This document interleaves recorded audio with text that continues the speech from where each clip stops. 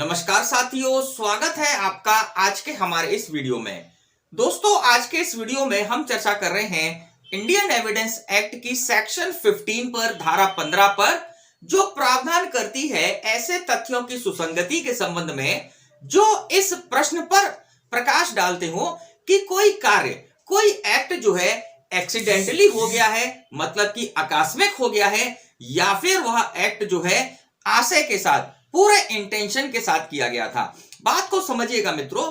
अधिकतर मामलों में जो डिफेंस होता है वो डिफेंस यही कहता है कि ये घटना जो है इंसिडेंशियली हो गई है, मतलब कि जो है दुर्घटनावश ये कार्य हो गया है, इसमें मेरा इंटेंशन नहीं है, क्योंकि इंटेंशन जो है गिल्टी माइंड को बताता है और गिल्टी माइंड जो है दोष सिद्ध किया जाता है। तो ऐसी स्थिति में ऐसे प्रश्न बहुत महत्वपूर्ण हो जाते हैं और उनके वो तथ्य बहुत महत्वपूर्ण हो जाते हैं जो इस प्रश्न पर प्रकाश डाले कि भाई किसी मामले में जो घटना हुई है वह एक्सीडेंटली हो गई है कि वह जो है इंटेंशन के साथ हुई है। तो मित्रों, सेक्शन 15 जो है इन्हीं प्रश्न पर प्रकाश डालता है, इन्हीं से संबंधित तथ्यों को सुसंगत घोषित बताता है। तो मित्रों, इन्हीं को हम जो है आज के इस वीडियो लेक्चर में देख रहे हैं। तो मित्रों, चलिए शुरू करते हैं आज का यह इंटरेस्टिंग वीडियो। मित्रों, यदि आप जुडिशियल एग्जाम्स की तैयारी कर रहे हैं तो आप जो है अनअकैडमी ऐप को ज्वाइन कर सकते हैं, क्योंकि अभी यहाँ पर जो है बहुत ही स्पेशल ऑफर चल रहा है,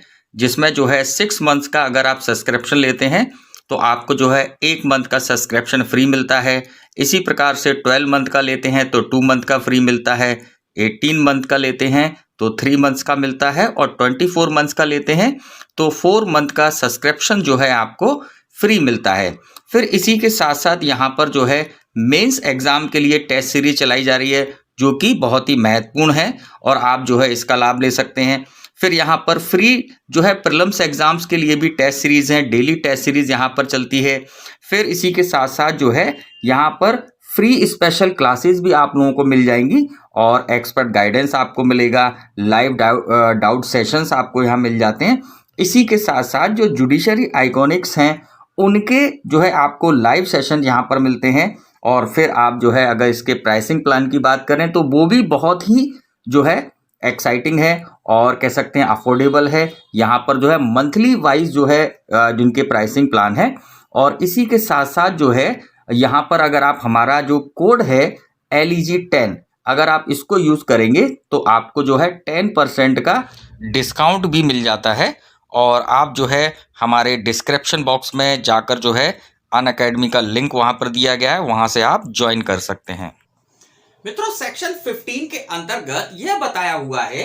कि वे तथ्य जो कि यह बताते हो कि कोई कार्य आकस्मिक किया गया है, मतलब कि कोई कार्य जो है एक्सीडेंटली हो गया है, या फिर उसको जो है करने के पीछे उस व्यक्ति का आशय था। तो ऐसे तथ्यों को जो कि इस बात का साक्ष्य न्यायालय में रखें कि कोई कार्य जो है इंसिडेंटली हो गया था, एक्सीडेंटली हो गया था, या फिर वो जो है इंटेंशनली किया गया था, ऐसे तथ्यों को यहां पर रिलीवेंट बनाया गया है। अब बात को समझिएगा कि कोई कार्य जो है इंसिडेंटली हो गया है, एक्सीडेंटली हो गया है, या फिर वो जो है इंटेंशनली किया गया है, ये दोनों की दोनों तत्व जो है यह मेंटल एलिमेंट्स हैं, यह मानसिक तत्व है कि जब कोई घटना घट रही हो उस वक्त उस व्यक्ति के मस्तिष्क में क्या चल रहा था, क्या वो कार्य जो है, जो कार्य घटना घटी है वह उसके आशय के साथ की है या फिर वो एक्सीडेंटली हो गई है। तो न्यायालय के समक्ष जो है एक महत्वपूर्ण इशू क्रिएट हो जाता है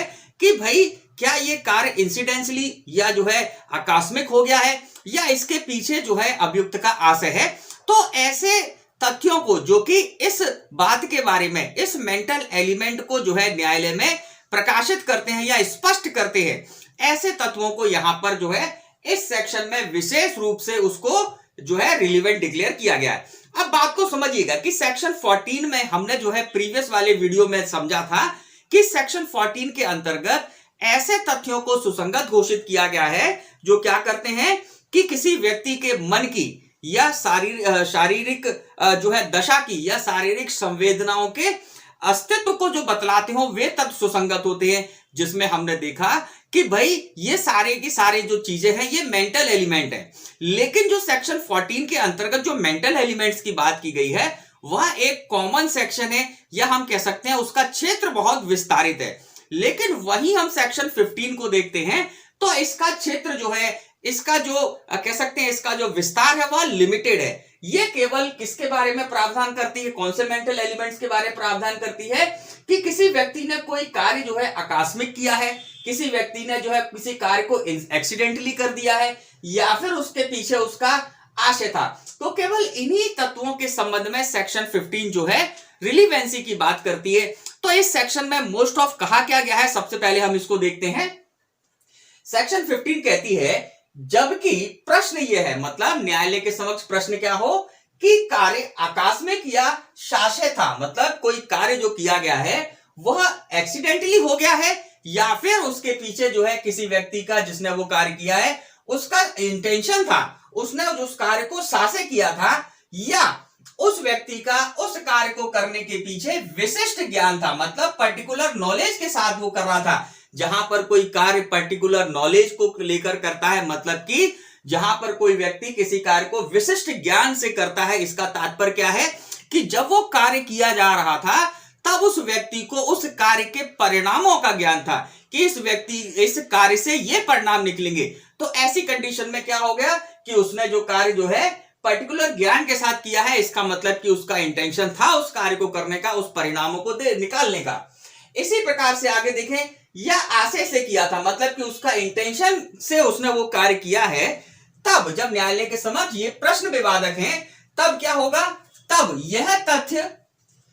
कि ऐसा कार्य समरूपी घटनाओं की आवली, अब ये इंपॉर्टेंट बात है, इस सेक्शन में यही एलिमेंट जो है रिलीवेंट डिक्लेयर किए गए हैं कि जो कार्य किया गया है वह कार्य कैसा था, समरूपी घटनाओं की कोई आवलियां हैं उसका भाग था। मतलब इस कार्य को करने से पहले ये व्यक्ति जो है कई और कार्य भी इसी प्रकार के कर चुका है, और ये सब मिलकर जो है एक आवली को बना रहे हैं, एक ट्रांजैक्शन को बना रहे हैं। और वो व्यक्ति जिसने वो कार्य किया है वो क्या करता है, जिसमें से हर एक घटना के साथ वह कार्य करने वाला व्यक्ति संपृक्त था, मतलब कि उस घटना से संसक्त था, उससे जुड़ा हुआ था। तो ऐसी कंडीशन में ये जो समावली है, ये जो समरूपी घटनाओं की आवली है, यह सुसंगत होती है किस बात को साबित करने के लिए, कोई कार्य आकस्मिक किया गया था या सासे किया गया था। अब इसको एग्जाम्पल के रूप में समझते हैं। आपके डायरेक्ट में एग्जाम्पल दिया हुआ है, उसी एग्जाम्पल को हम ले रहे हैं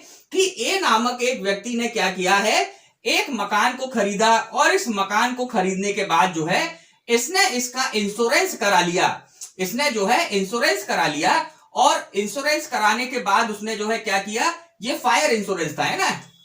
फायर इंश्योरेंस था, तो इसने इंश्योरेंस करा लिया। और उसके बाद कुछ समय के बाद ये जो मकान था इसका, यह मकान जो है जल गया। अब जलने के बाद इसने क्या किया, जो इंश्योरेंस का अमाउंट था वह इसने क्लेम किया। तो ऐसी स्थिति में जब इसने इंश्योरेंस का अमाउंट क्लेम किया तो इंश्योरेंस कंपनी ने जो है न्यायालय में इस व्यक्ति का कि ये कार्य जो है एक्सीडेंटली हुआ है या इसने सासे किया है, इसके लिए न्यायालय में वो क्या रखते हैं कि भाई इस व्यक्ति ने, ए ने जो है इस इंश्योरेंस से पहले इसने और भी कई सारे मकान खरीदे हैं, मतलब कि इसने जो है इसके पहले एक्स मकान खरीदा, इसका इंश्योरेंस कराया और इसमें भी आग लग गई और इसने जो है इंश्योरेंस की जो है धनराशि प्राप्त की। इसके बाद इसने वाई मकान खरीदा, उसके साथ भी उसने ऐसा ही किया। और उसके बाद जो है ये जो वर्तमान वाला मकान है जिसको हम जेड नाम दे देते हैं, इसमें भी ऐसा हुआ। तो ये जो आवलियां हैं, जो समरूपी घटनाओं की आवलियां हैं, जिसमें यह व्यक्ति क्या है, संपर्क है, कंसर्न है। तो ऐसी स्थिति में इस घटना के संबंध में या इस मकान के आग लगने के संबंध में यह निष्कर्ष निकाला जा सकता है कि ये जो व्यक्ति है इसने ये मकान जो है या इसका मकान जो है यह एक्सीडेंटली नहीं जला है, ये मकान जो है इसने आशय के साथ, एक पर्टिकुलर नॉलेज के साथ जो है इसने इसको जलाया है। तो ऐसी कंडीशन में, ऐसे केसेस में ये जो समरूपी घटनाओं की आवलियां होती हैं, तो ये आवलियां जो है न्यायालय में साक्ष्य के रूप में रखी जा सकती हैं और यह सुसंगत होती है। एक और एग्जाम्पल को देखते हैं जहां पर कि ए एक व्यक्ति है, इसने क्या किया, इसने जो है बी को एक सिक्का दिया और वो सिक्का जो है कूटकृत सिक्का निकला। अब न्यायालय में जो है इसके ऊपर वाद लाया गया, अभ्युजन लाया गया कि ए जो है